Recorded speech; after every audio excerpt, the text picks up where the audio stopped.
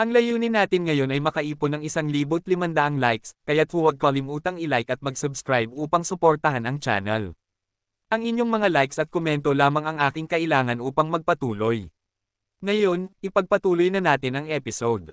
Nagsisimula ang episode sa pagharap ni Haring Minotaur na may seryosong mukha, ipinapakita ang kanyang six-pack abs, habang nasa harap niya si Sejen na nakatayo ng may kumpiyansa at may ngising matamis. Si Oren at ang kanyang kasamahan ay naroon, pawis na pawis habang tinatitigan si Sejen. Hindi sila makapaniwala, iniisip nila na siya ang itim na dragon, ngunit bakit siya nasa anyong tao? At ano ang ginagawa ng itim na dragon dito? Sa patuloy na pagpapakita ng kanyang mayabang at dominanteng asal, sumigaw si Sejen ng malakas, "Ako ang dakilang itim na dragon. Ako si Sejen at nagkatawang tao ako upang tapusin ang isang misyon. Pati na rin, kaya kung suriin ang mga bihirang mahiwagang bagay at hindi uobra sa akin ang kasinungalingan. Dagdag pa niya, susuriin ko ang lahat ng mga gamit mo, Oren, at papasya kung ano ang tunay nilang halaga." Si Oren, habang sobrang kinakabahan, tumakbo papunta kay Sejen at Pautal-Util na nagsabi, "Opo, dakilang itim na dragon." Ngunit sa isip ni Oren, iniisip niya, anong jackpot ito? Ang dakilang itim na dragon, ang pinakamalakas na nilalang na kumokontrol sa tore. Kung mapahanga ko siya, wala nang sino mang gagambala sa akin sa buong tore. Kailangan kong maging kaibigan niya anuman ang mangyari. Inilabas ni Oren ang lahat ng kanyang gamit mula sa kanyang bag habang pinagmamasdan ni Sejen, na cut-cross arm. Pinapanatili ni Oren ang kanyang ulo ng mababa habang inilalabas ang isang paint roller, isang lighter, isang nail cutter, isang pencil pouch, at isang stapler. Sa isang potos na tinig, sinubukang manatiling kalmado si Oren at nagsabing, "Ito lahat ang mga mahalagang gamit ko, dakilang itim na dragon." Si Sejen, hindi na-impress, tinitigan ang mga gamit at agad na nakilala ang mga ito. Ito ay mga pangkaraniwang gamit lang mula sa mundo, basura. Wala sa mga ito ang mahiwaga. Basura ito na itinatapon ng mga tao. Pumili si Sejen ng roller at inisip, isa lang itong karaniwang roller. Paano nakuha ng mandarayang ito ang ganitong klaseng basura? Samantala, nakikita ni Oren si Sejen na sinusuri ang roller, at na-excite siya. Sinubukang magmayabang si Oren at nagsabi, "Gaya ng inaasahan mula sa dakilang itim na dragon, talagang matalas ang mga mata mo. Ito ay isang roller cleaner. Ginagamit ito sa pamamagitan ng adhesive magic upang tanggalin ang alikabok at balahibo." Napapailing si Sejen, hindi makapaniwala na sinusubukan ni Oren na ibenta ang basura bilang isang legendary item. Sa nakakainis na muka, tinanong ni Sejen, "Magkano mo ito binibente?" Si Oren, puno ng kumpiyansa, ay sumagot, 50 tower coins. Narinig ng mga alipors ni Oren ang 50 tower coins at nagsimulang magbulungan sa gulat. Binili ni Oren yan mula kay Skerem sa halagang 5 tower coins lang, tapos ngayon, ibinebenta niya ng 10 beses ang presyo sa harap ng dakilang itim na dragon. Sira na ba ang ulo niya? Sa loob-loob ni Oren, nakangisi siya. Tapos na ang trabaho ko dito. Mukhang may talento talaga ako sa pagiging negosyante. Ano sa tingin mo, dakilang itim na dragon? Tanong ni Oren, umaasa pa rin. Legendary item ito, di ba? Napakabihira nito, kahit sa labas ng tower. Isang beses lang sa buhay makakakuha ng ganitong klaseng item. Hindi na nakatiis si Sejen. Bumitaw siya ng isang inis na buntong hininga, ang mukha niya'y naging seryoso. Tinitigan niya si Oren ng matalim at sa malalim na boses ay sinabi, "Hindi ba sinabi ko na sayo na hindi uobra ang mga kasinungalingan sa akin?" Hineblat ni Sejen ang roller, hinayla ang pandikit na papel, at sumigaw, "Ito ay pangkaraniwang basura lang. Papel ito na walang kahit anong magic dito. Ito'y isang gamit na produkto mula sa Earth na halos walang halaga. Napakarami nito sa mga kalye, libre lang." Galit na galit, pinunit ni Sejen ang papel mula sa roller at dinurog ito sa kamay niya. "Lahat ng mga bagay na dinala mo ay basura. Wala ni isang magic item. Ang mga ito ay pangkaraniwang kalat na kahit sinong tao ay kayang makuha sa labas ng tower. Kahit ang pulubi, hindi ito papansinin." Sinabi ni Skerem sa kanya na mga magic items ito, at iniisip ni Oren na baka may nangyaring mali. Ngunit bago pa matapos ni Oren ang kanyang iniisip, bigla siyang napatigil. Si Ox King, galit na galit, ay bumagsak ang kamay sa lupa nang may lakas na nagpalipad kay Oren sa hangin.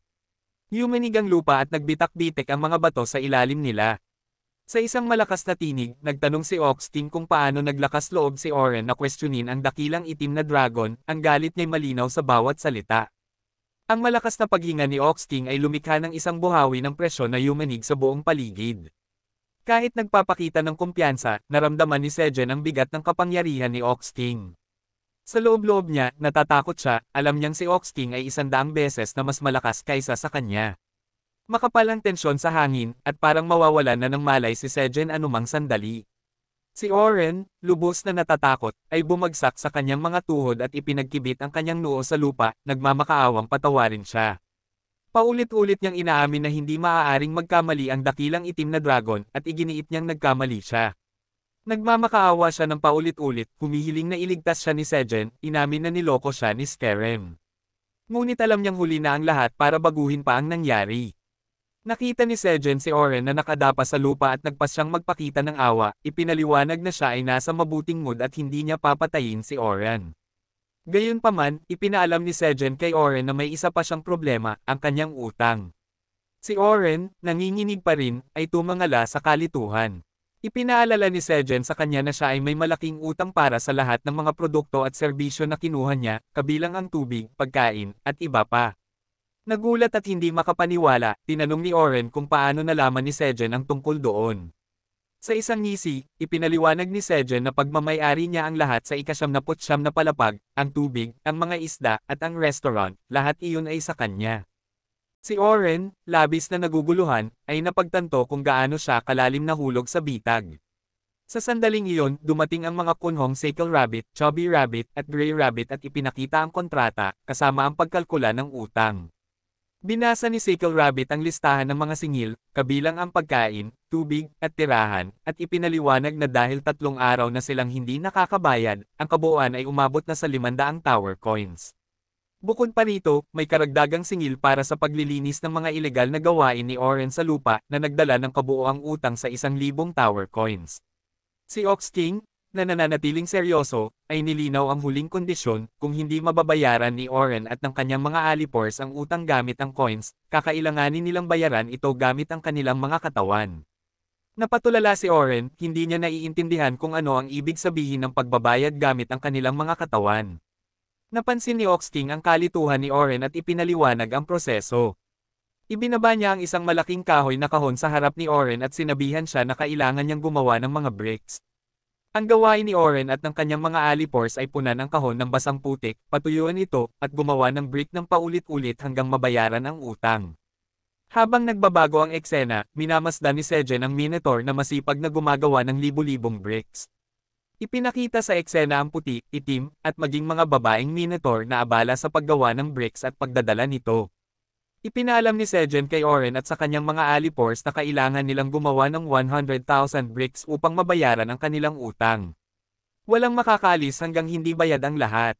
Si Oren, na parang patay na sa loob, ay tumingin sa paligid sa walang katapusang hanay ng mga Minotaur at napagtanto ang lawak ng kanyang kapahamakan. Ang dating ipinagmamalaking mga ngalakal ay nabawasan na sa paggawa ng bricks ng walang pag-asang makatakas. Pagkatapos, si Oren at ang kanyang alipors ay tumingin sa nahulog na brick at naparik na parang nakakita sila ng multo. Hindi makapaniwala si Oren at pabulong niyang sinabi, walang paraan na kaya naming gumawa ng ganito kalalaking bricks. Sa mahinahon na boses, sumang-ayon si Sejen at itinuro ang malupit na realidad. Kaya ninyong gumawa ng 10 bricks kada araw, ibig sabihin, aabutin kayo ng 10,000 araw para makagawa ng 100,000 bricks. Pero hindi pa doon nagtatapos. Kailangan ni Oren ng pagkain at tubig para sa mga 10,000 araw na iyon, at dahil wala siyang pera, kailangan niyang magtrabaho pa ng karagdagang 10,000 araw para mabayaran iyon. Ipinakita ni Sejen ng malinaw na ito ay isang sitwasyon ng habambuhay na pagkaalipin. Si Oren at ang kanyang mga alipors ay napagtanto ang nakakatakot na sitwasyon. Ang kanilang mga mukha ay hindi malilimutan habang iniisip ang paggawa ng bricks habang buhay. Ang kanilang mga tainga at buntot ay bumagsak sa takot at gulat, halos mawalan sila ng malay mula sa bigat ng katotohanan. Sa labis na desperasyon, nakiusap si Oren kay Sejen na patawarin siya, nagmamakaawa para sa isang pagkakataon, kahit anong maliban sa paggawa ng bricks habang buhay. Si Sejen, na nagpapanatili ng nangingibabaw na tono, ay umupo at nagsalita ng may mabait na tono. Sinabi niya kay Oren na may malambot siyang puso para sa mga mangangalakal na pusa, at dahil si Oren ay isa ring pusa, handa siyang bigyan ito ng isa pang pagkakataon. Si Oren, na nakaluhod pa rin at may nakatiklop na mga kamay, ay nagulat ngunit nabuhayan ng loob nang marinig ang pangalawang pagkakataon. Ipinaliwanag ni Sejen na may magalang na ngiti na siya ay nagpapatakbo ng maraming negosyo at ang pinuno ng kanyang distribution unit ay nangangailangan ng tulong. Ang kailangan lang gawin ni Oren ay sundan ang pinuno ng unit at tulungan ito sa kanyang mga gawain bilang isang mangangalakal. Si Oren ay tutulong sa pagbubuhat ng mga paninda, pagbebenta ng mga produkto, at siguraduhin na maayos ang lahat para sa pinuno ng unit. Sa simpleng salita, kailangan lamang sundin ni Oren ang mga utos. Ipinagpatuloy ni Sejen ang pagpapaliwanag na kung si Oren at ang kanyang mga alipors ay nanatili sa paggawa ng bricks, hindi nila mababayaran ang utang kahit pa magtrabaho sila habang buhay. Ngunit bilang isang intern sa pinuno ng distribution unit, maaari silang kumita ng sapat sa loob ng 10,000 araw upang mabayaran ang 1,000 tower coins na utang. At ang pinakamaganda, bibigyan sila ni Sejen ng libreng pagkain, tubig, inihaw na isda, at pati na rin ng lugar na matutuluyan. Sa narinig, tumalon sa tuwa ang puso ni Oren at agad siyang pumayag, nakikita ito bilang mas mabuting opsyon kaysa sa paggawa ng bricks habang buhay. Inutusan ni Sejen si Sickle Rabbit na ilabas ang kontrata at nagsimula silang pumirma. Sa isip ni Oren, pakiramdam niya ay napakaswerte niya, ang kasunduan na ito ay parang isang himala. Iniisip niya na magtatrabaho siya sa ilalim ng isang kilalang mataas na antas na mga ngalakal at magkakaroon ng pagkain, tubig, at tirahan ng libre. Kahit pa ang pinuno ng unit ay isang demonyo, sa palagay ni Oren, sulit na ito para sa mga benepisyo. Pagkatapos mapirmahan ang kontrata, binati ni Sejen si Oren at sinabi sa kanya ang mga susunod na hakbang. Nang tumalikod si Sejen, napatingin siya kay Theo na matagal nang nakatayo sa tabi. Sa isang ngiti, ipinakilala ni Sejen si Theo bilang pinuno ng distribution unit. Sa isang iglap, tumalon si Theo sa balikat ni Sejen, at ang mukha ni Oren ay agad na nagbago mula sa tuwa patungong gulat. Sumigaw si Oren, galit na tinuturo si Theo, nagtatanong kung ano ang ginagawa ng ulubi na si Theo doon. Hindi pinapalampes ni Theo ang insulto.